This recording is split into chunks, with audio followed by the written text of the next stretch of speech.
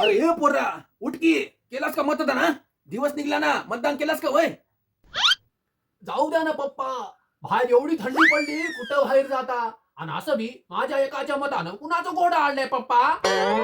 एका मतानं काय फरक पडत नाही ना पप्पा. असं म्हणतोय. अरे माकडा एका मार्कानं माणसाचं MBBS सुटते, एका मिनिटानं रेल्वे सुटते, एका मार्कानं कोणीतरी फेल होते, एका सेकंदानं गोल्ड मेडल होते, तशी एका मतानं सीट बी पडू शकते माकडा. पडते की नाही फरक? पडते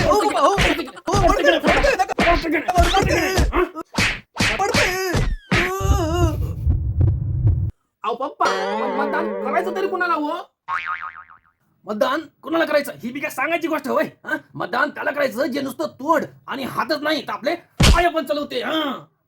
तुमच्या वाणी का पप्पा? किबिश किबिश.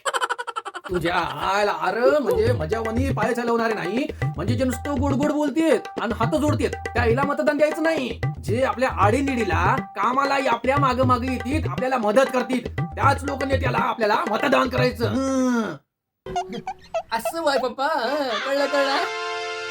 म्हणून म्हणतो या निवडून आणा त्याला जो वेळ देतो जनतेला, आणि ज्याचा आहे एकच ध्यास आपल्या गावाचा इकास इकास आणि इकास. जो पसरत नाही जातीपातीचं गजकरण आणि जो करतो निथळ शुद्ध असं राजकारण, तोच असणार आमचा लोकनेता. बर का?